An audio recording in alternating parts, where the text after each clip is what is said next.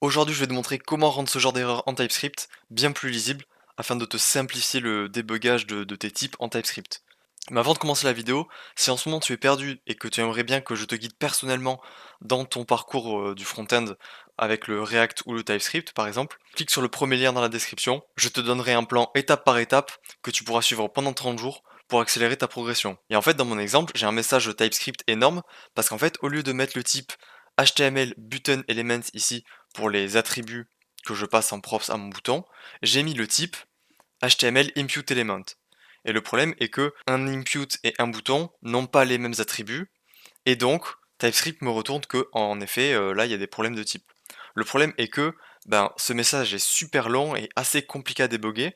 Enfin, moi je sais que quand j'ai un message TypeScript comme ça, je galère toujours à le lire en fait. Là par exemple pour l'objet, tu vois, tu as la première propriété, puis la deuxième propriété, puis la troisième propriété.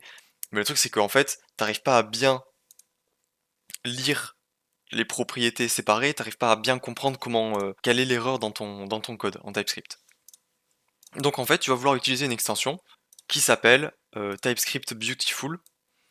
Donc c'est cette extension là. Ah non, c'est Pretty TypeScript Errors. Donc moi je vais juste l'activer, toi il faut que tu l'installes. Et en fait, tu vas voir que ça va rendre bien plus lisible les erreurs. Donc là, ça met toujours le message de base, mais en dessous, ça va te mettre error avec le numéro de l'erreur. Tu vas pouvoir aller sur internet directement pour rechercher l'erreur. Et ensuite, tu vas voir, comme tu peux le voir, ça rend l'erreur bien plus lisible et bien plus explicite. Donc là, tu vois, ça me dit que impossible d'assigner le type, ce type-là, au type HTML button HTML attribute HTML button element. Donc en fait, là, j'ai un type, je sais pas trop ce que c'est, mais je sais moi que c'est impute en réalité, mais je sais pas trop ce que c'est, et ça me dit que ce type, je peux pas le mettre au type HTML button element.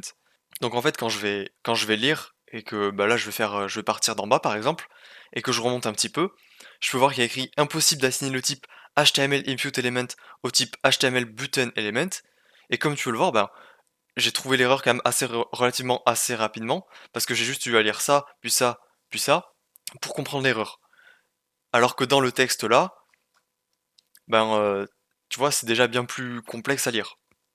Enfin, moi, je trouve que c'est bien plus complexe à lire et j'aurais pas réussi à déterminer précisément quelle est l'erreur rapidement.